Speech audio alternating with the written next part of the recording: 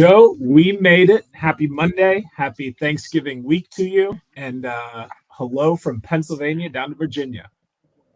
Hey now, let's go Thanksgiving. Best time of the year.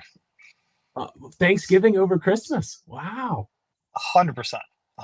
All And right. not for the fake holiday part, which we can talk about later at another LinkedIn Live. Well, the food might be the best part. I'm with you on that piece, but it's also the people coming together. And that's what we're here to talk about today is some people coming together. So, Joe, I've learned so much from you over the last, geez, I guess it's been 4 years for sure, maybe even 5 or 6 from whenever I started learning from afar and you had no idea who I was, right?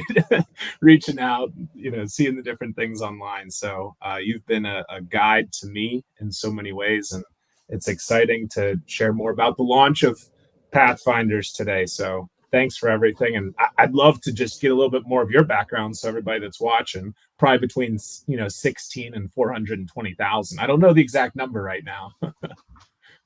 Well, first, before we do any of that, congratulations, my man. This is a very big deal. When you put your heart and your soul into a project, we're getting a chance to, I think, put on full display what the embodiment of engagement looks like, which is where you leave no stone unturned, where you take full and complete responsibility and real ownership of something, and you do it in such a way that you're willing then to not look backwards, but just to look around and see, who else could benefit from your path and your journey. And so it's a big deal to write a book. Not everybody does it. A lot of people talk about it. And I think it's even a bigger deal to write a book that you have, which is, really opening people up to your journey and your path. And, it's really hard sometimes to do that. I know everybody talks a big game about vulnerability and having humility, but, I've come to find that in our relationship, that's the way you show up. So I'm really excited for you, man. I think this is a big deal. I think everybody right now should stop what they're doing and go out there and go check out this book, because it's coming from a place that might be different than some of the other books that are out there. And it's no knock on the books that are out there, but I would just say, if you really want an authentic read and a real story about a real person who is trying to figure out how to figure out all of this, I think you've done a really great job here, man. And I'm just a big fan and glad that I can be a part of this launch in any way, shape, or form. So, with all that said, It, now what do it you want to means talk a about? lot, and we got a lot to talk about for you, but on that piece, the book really goes through my journey, right? So growing up on the farm, Joe, there's not a whole lot of mentors walking around the farm. Let me just throw that out there Yeah. for people that understand this, but at least the one that I grew up on. So it was really a bit of trial and error and figuring out, hey, the advice from my first boss over at Lockheed Martin was go get yourself a mentor. I'm like, great, Right. where do I Right. find myself one of those, right? Right. And so from the trials and tribulations and a lot of trial and error, I'm like, hey, we don't have to make this difficult for everybody else. Let's say, hey, get this out there for them to save them a couple of minutes or hours or weeks or even years in some Right. instances by just having a little bit of structure, right? Who are those couple of people to surround yourself with, a personal board of advisors, and how do we visualize some of where we've been, where we are, and where we want to go? So, yeah, but you know a little bit about that, right? Hey man, we're all on a journey, and I love, again, the idea of finding one's path. And I think you've done a really, again, an excellent job outside of the book to really just be an insatiable, thirsty learner. To be in search and seeking of a better truth, and a better truth for yourself and what you've built. And so, again, I think anybody who's listening or watching this and is doing their own ascent up the mountaintop, so to speak, and knows at the end of the day it's really it's almost like a journey against yourself, right? It's I heard a quote recently. It's like, people don't fail, they quit. And one of the things, again, I've really come to appreciate about you is you have this tenacious fortitude to just push through. And I think, again, we all are doing this together in some way, shape, or form. We've all gotten to where we've gotten because someone has decided to not give us a hand out, but a hand up. Someone's been there at the right time and place, that's seen something in yourself that maybe you forgot. I think sometimes we say it's like to find something in yourself that maybe you didn't know. And I think we all kind of know, but I think we forget. I think Yeah. the world beats you down. And I think if you're an entrepreneur or you're a leader or an executive listening to this, and you've decided to take the path of responsibility, the path of being somewhat, in service of others, again, you have this opportunity to not only do your own work for your own work's sake, but then also being a good steward of the leadership and the responsibility of others. I think again, there's really no more noble, higher calling than again being in service of other people. And I think again, that's really what kind of gets me up in the morning too. So Jumping out of bed in the morning and then staying up late and still somehow making time for friends and family along the way. And there's another couple of quotes, right? The best leaders don't just create more followers, but they create other leaders. right. And I'm curious of your thoughts on this one, where you haven't truly become a leader until you've led somebody that's been able to then lead somebody else. And I was like, oh, all right, I like that piece. So it's truly the paying it forward aspect. But if it's not done in action, right, just all talk, check the box, it doesn't go super far. Yeah, look, I think a lot of us watch Rocky or find your favorite inspirational movie, and we all see a part of ourselves in that story, and that woe to win, and that sort of struggle, and that suffering, and that strife to try to find success. Again, I think part of what, your book, and I think part of the work that we talk a lot about too, is like you got to get into the arena. Yeah. So, as we think about legacy at Shift, we often talk about the idea that legacy isn't what you do, it's what you help others do. So it falls in line with that quote for, leaders. And again, your ability to not just talk a good game, but to really be on the field of play, so to speak, not spectating, not just talking about it. And look, we all find ourselves doing that from time to time. I think, it's almost impossible not to think that because you can speak to it, it means that you've actually had a felt and lived experience by it, or that you've been pressure tested, or that you've had a chance to put it into play when the stakes are high. So often a lot of the work that we do sometimes happens to be with really successful high net worth folks who sell their businesses. And after they sell their businesses, inevitably there is that trough, that valley of despair where they realize not only was the destination not what they ultimately were seeking, but I think the other piece is there's something about, maybe sadistically true, that we like to kind of go through a bit of a battle. Like some of us we've got a little bit of that Puritan work ethic where we just want to work, work, work, and we want to feel like we've earned it. And I think in a lot of ways that can be healthy, of course, and of course it can be unhealthy depending on how you sway through those waters. So anyway, that's what I Ah, I got. see what you did there. How you swayed through the water, so navigating that career journey. Well played indeed. Hey, Joe, talk to us a little bit more about what's going on with Latch and how you guys have made this possible. Right? Obviously, Shift has been around for 20, maybe 25 years now, but now you're taking innovation to the next level. Right? Making AI a reality and making it actionable for organizations. So these concepts and bringing people together are fantastic, but if we're not being persistent and consistent over time, does it actually go anywhere? So let's share a little bit about that. I've enjoyed seeing the journey and how things have been progressing, and also shout out to I don't know if it goes out on Mondays or Fridays, but whenever the newsletter goes out, sign up for it because it's fantastic. And I don't know how much time you put into it, but I look forward to it every single time. Awesome. Well, I've been tracking you through HubSpot, so I do know that you're an avid reader. Um, yeah, man. Look, we've been at this 23 years, so don't age me.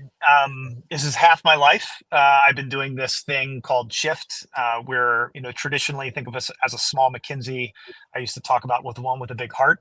So we walk into an organization realizing that the biggest unlock is people who take an ownership in what they're doing. They wake up on Mondays not with the Sunday scaries, but they wake up in choice. They're not saying I have to do this, but they get to do this. That they want to do this. And so we believe in an organization, big or small, there's this opportunity still that persists. Pre-pandemic, we did most of this work belly to belly, shoulder to shoulder, out in the field, for the field, from the field, that kind of work. Again, we believe kind of in a bottom-up approach, the people closest to the work. Like if you were a bank, talk to the bank tellers. If you were a big airline, talk to the people that are seeing more customers, call the flight attendants. They generally are sitting on the gold. They're sitting on the things that will help improve your customer experience to your employee experience to find that unique leverage of advantage. But beyond that, now we're in a post-pandemic world where 65% of companies are hybrid, where the idea that people are literally sitting like we are today. I'm actually on the go, but you're sitting, it looks like, in your home office. People are sitting in their home office a lot more. So the terrain, when I started this, it was all about emotional intelligence. Could you teach people it wasn't their IQ, but their EQ? It was it's like they say that the music is the space between notes, right? Well, I think culture is the space between people. And so if you think about that now that we're all in this remote sort of environment where we're trying to find a way to authentically connect with people, to get away from the sort of noisy, sort of signal sitting in email or Slack. Like, we have not developed digital protocols, digital leadership, digital accountability, digital cultures, digital emotional intelligence, digital presence, digital dress codes. Like, all of these things are new terrain. And so as an organization that's been supporting a lot of companies in their people strategy or in helping them grow in the regardless category, it's like, okay, could we not just talk a good game, but could we get into this world? And so we decided to, we acquired a small tech company that had the base product that we really thought was a really good way to think about hybrid work. And then we sort of decided to rip that thing down, and we built up from scratch last year this platform we call Latch. And so if you watched Loom get acquired recently by Atlassian, and this whole notion of asynchronous collaboration and asynchronous video, we were a little bit, not before Loom, but we've been doing this now for a couple of years. And how do you help an organization not schedule more meetings to get everyone on the same page? Microsoft has touted this statistic: 252% more meetings have been scheduled since the pandemic. You've got burnout's been really high. So we have created this platform. We've got revenue, we've got users, we've got a great NPS score, and we're learning as we go. We're learning what it really does take to get people on the same page across distances when they're not physically together. So it's almost like we're trying to create better digital collisions throughout the day using Latch. And there's a big piece of the asynchronous part, right? From whenever I got involved with the Conscious Ventures Labs, right? Starting what was Lattice, then transitioned to Lattitude. There's a lot of friction around the non-asynchronous part, right? Always needing people on the other side. And so it's that continuous iteration piece. And that's why I've personally been so excited about Latch, is it's meeting you where you are. Everybody's super busy. And as soon as you say, hey, another thing, everybody's like, no way, don't give me another thing. But then you're like, but hold on, right? It's always starting with the why and beginning with the end in mind, but thinking about like, hey, why is this one different? And it's cool to, again, I like what you said, the culture is the space between people. And it's really the whenever you lead by example, you're able to make it possible, right? So everybody is getting involved with sharing their story. Everybody has the opportunity for their voice to be heard. Everybody is now empowered to be part of the solution.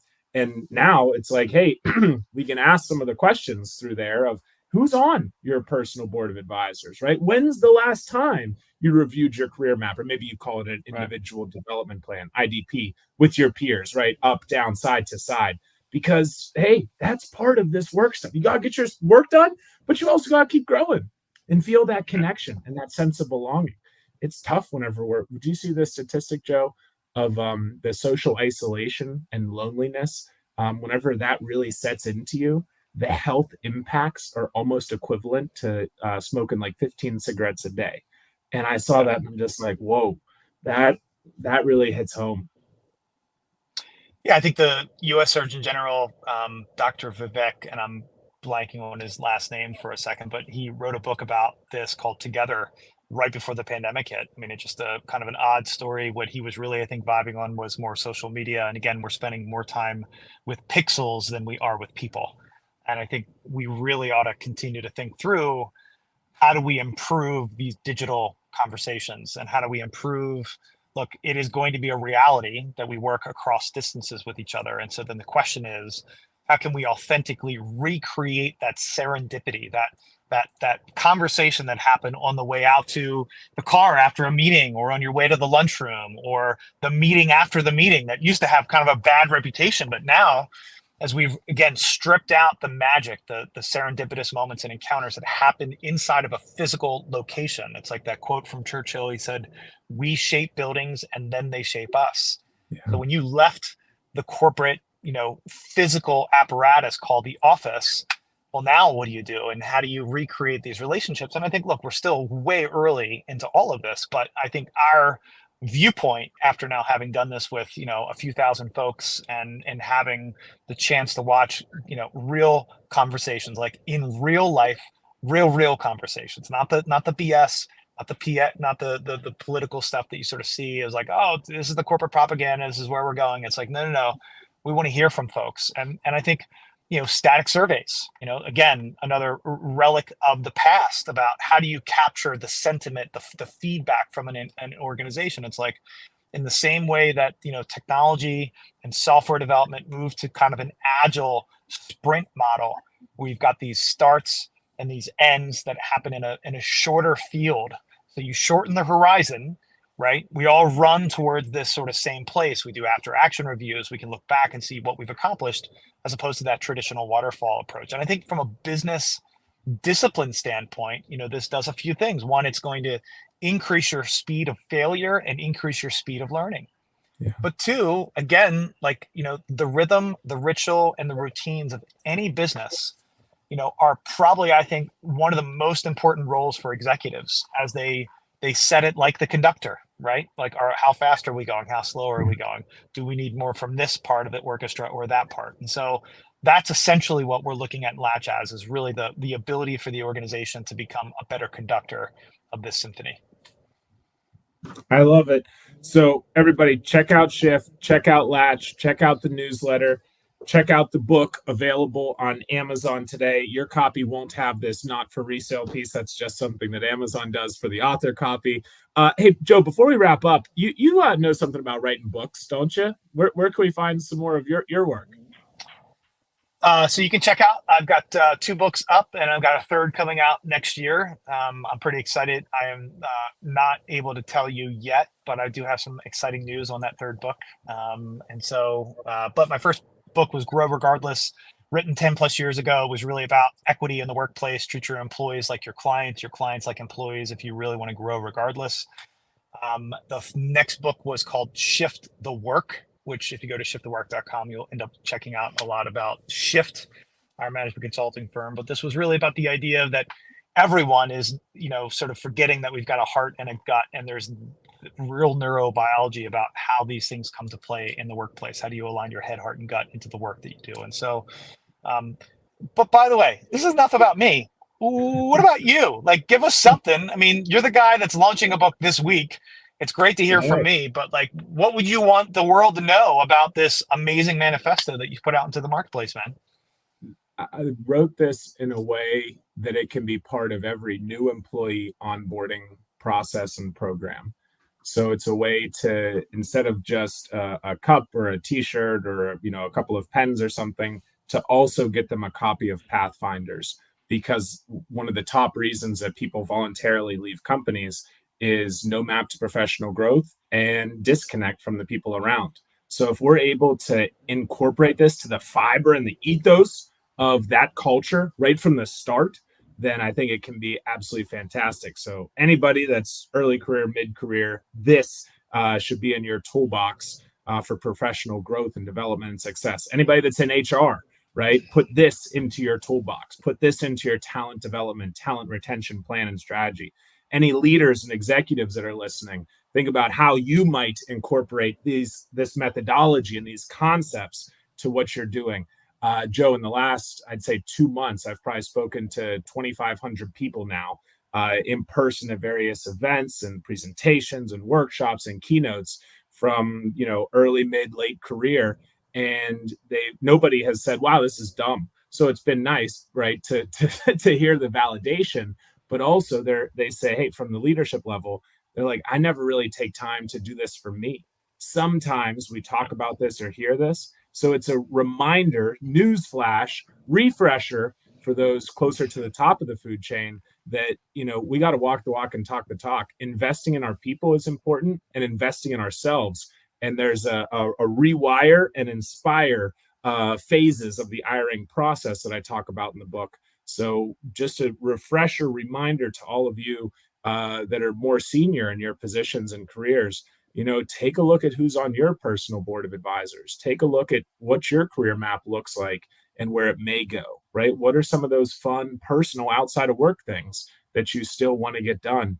And whenever you have that career map actually on paper, then you're able to show that to some of your mentees, mentors, other people, because they can learn from your experiences. And the last part I'd Yep. share, Joe, is whenever you buy the paperback coming out tomorrow, there's a QR code on the back of the book that'll take you to some different worksheets and exercises to go through. Here's an example of one of them where we just go through the Ikigai worksheet. So I'm a big fan of taking action.